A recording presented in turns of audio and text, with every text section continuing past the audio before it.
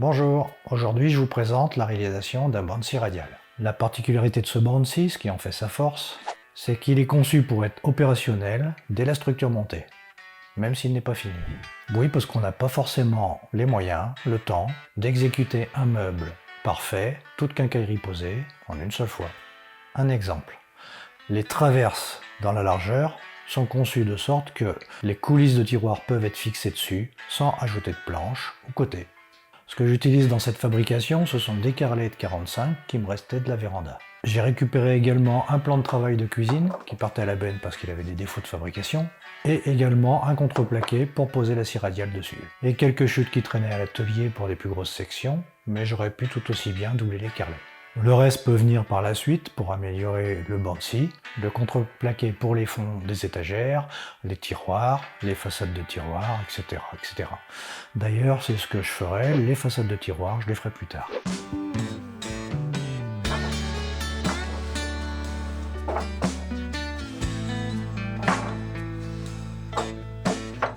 C'est du 45 que je vais raboter. Je vais regarder dans quelle longueur j'ai fait quelle pièce. Je commence par les pièces les plus longues. Mes grandes longueurs font 180. Ouais, j'ai 209, 210. Donc j'en ai 6 que je laisse comme ça. Je réserve évidemment mes pièces les plus droites pour les grandes longueurs. J'ai 6 traverses 220. Et il me reste 90. Et c'est des pieds 2,86. Je ne pourrai pas enlever le talon comme ça doit se faire normalement. Là j'ai 3 traverses et 3 pieds. Encore 3 traverses et 3 pieds. Je préfère les couper approximativement à la longueur presque finie pour être sûr de perdre le moins de bois possible. J'en ai déjà 6, comme il m'en faut 14, il faut 8 longueurs à peu près droites. Et dans les longueurs où je fais les pieds, je mettrai aussi les traverses de 56. Là, ça me fait des pieds 120, 4 pieds, 8 traverses. Il m'en manque encore 4. Là, j'ai des longueurs de 66, de 56 et de 52. J'essaye d'optimiser le plus possible, évidemment. Bon, sur les bouts de bois, on peut noter, hein. Et donc, je n'hésite pas à chaque fois à noter pour dire que je les ai déjà. J'ai trouvé des vieilles planches pour faire les tasseaux. J'ai trouvé mes 2,78 par 8 de largeur. Maintenant, je vais couper ceci en longueur. J'aurai un peu de délignage, notamment pour les tasseaux et aussi pour les 2-3 longueurs que j'ai supplémentaires à trouver quelque part. Je manquais un petit peu de carrelette, donc j'ai passé quelques chutes de bois. Ce n'est pas la même essence, mais bon, ça ne m'importe pas. Pour les 2-3 pièces un peu plus larges, vous avez la possibilité de doubler les carrelets. Ici, je prendrai des chutes de chevron ou de la structure que j'avais utilisée pour la véranda. 6 280, j'ai mis 6 220. J'ai mis 14 pieds de 86, les 19 traverses de 56. À ce stade, il est primordial d'être très clair dans son débit. Compter et répertorier plusieurs fois s'il le faut, car les assemblages seront pointés et exécutés en série, et c'est cela qui déterminera la précision et l'équerrage de l'ouvrage. Donc si vous manquez une pièce, parce que vous avez été négligent à ce moment précis, vous n'arriverez probablement pas à repointer exactement pareil les machines, et vous allez galérer au collage et au montage.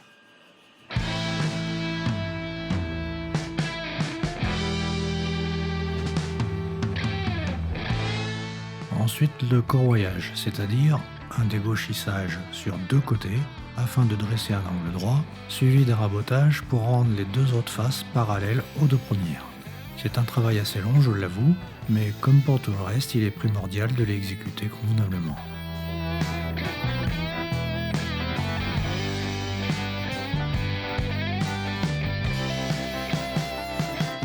Quand le premier angle est dressé, je le repère avec une craie grasse pour le rabotage. Ainsi, je ne verserai pas les faces. On commence toujours par raboter les sections les plus épaisses, car la table se règle toujours en montant. Comme la plupart des sections sont de 40 par 40, au rabotage, chacune des 2 faces est passée successivement. Je finis par les tasseaux de 22. Je me permets de les passer par grand nombre car ce sont des pièces de maintien qui ne sont pas visibles, donc la qualité n'est pas particulièrement importante. Je vais attaquer par les 52. Là je fais une coupe de rafraîchissement, je les coupe tous en même temps pour gagner du temps. Et après je les retourne un par un, je les coupe à 52. Et je fais pareil avec toutes les longueurs. Pour la coupe de longueur, vous pouvez utiliser des pièces martyrs afin de minimiser les éclats en sortie de coupe. Ma scie circulaire avec la butée là me permet d'aller, je crois, jusqu'à 90 à peu près.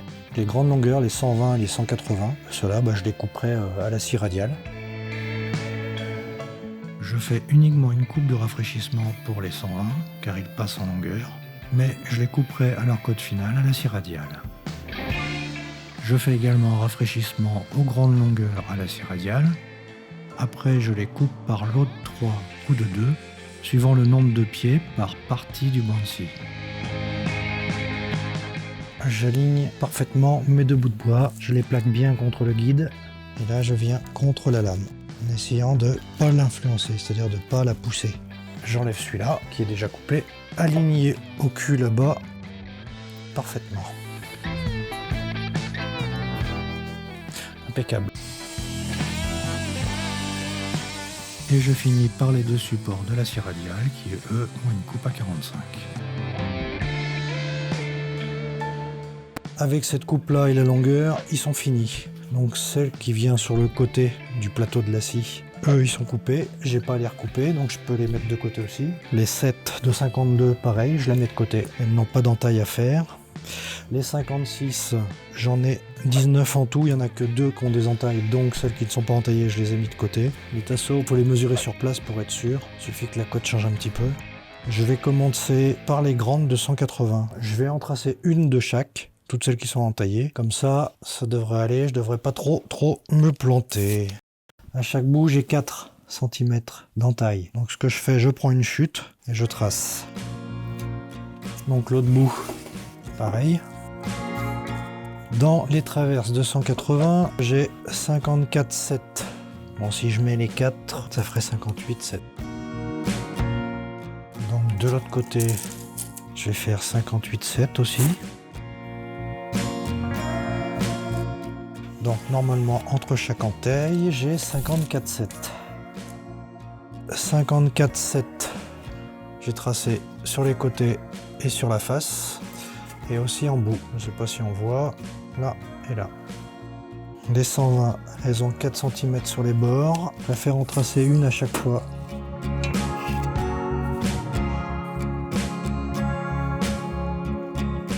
Normalement, je dois avoir 54 de chaque côté.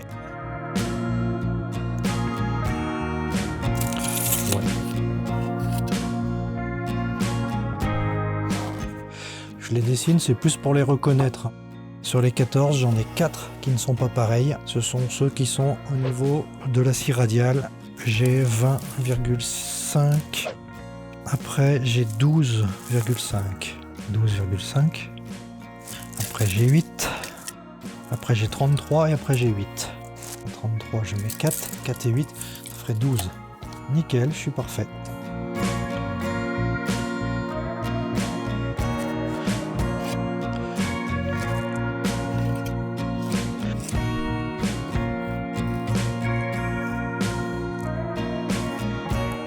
Moi je les note comme ça.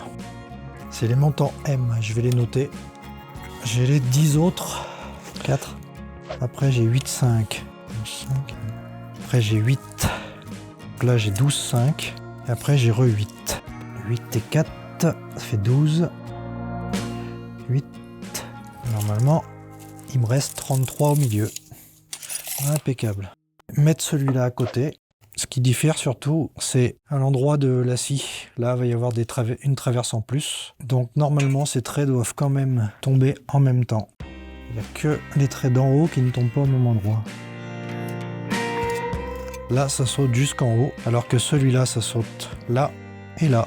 Donc il faudra bien que je réfléchisse dans les pointages à faire les entailles plus ou moins en même temps. Mais il faut quand même pas se gourer parce que quand on est lancé à faire les 10 comme ça, les 4 autres, des fois on est vite fait de se tromper. Mais à la limite, vaut mieux commencer par cela. Comme ça après, l'autre, je peux tout faire sauter si je veux.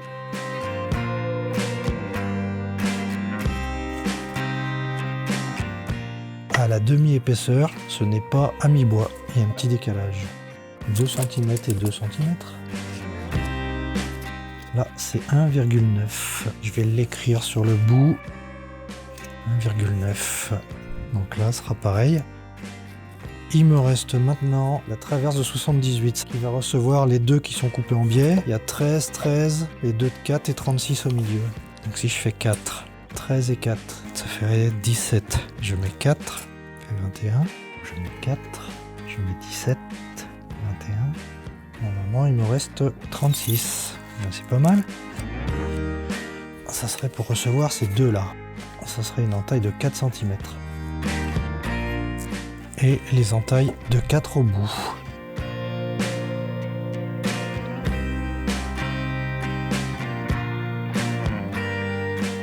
C'est la fin de la première partie. Dans la prochaine vidéo, ça sera l'exécution des assemblages et la suite du bande-scie radial. Si vous avez l'intention de réaliser un bande-scie radial, les plans sont en lien vers le site internet de la chaîne dans la description. Comme je l'ai dit au début, le but ici est de réaliser quelque chose qui va évoluer en fonction des moyens et du temps que l'on a, mais que ça soit exploitable le plus rapidement possible. Et je pense que la conception est plutôt réussie pour ça. On se retrouve dans la prochaine vidéo, et donc je vous dis à bientôt.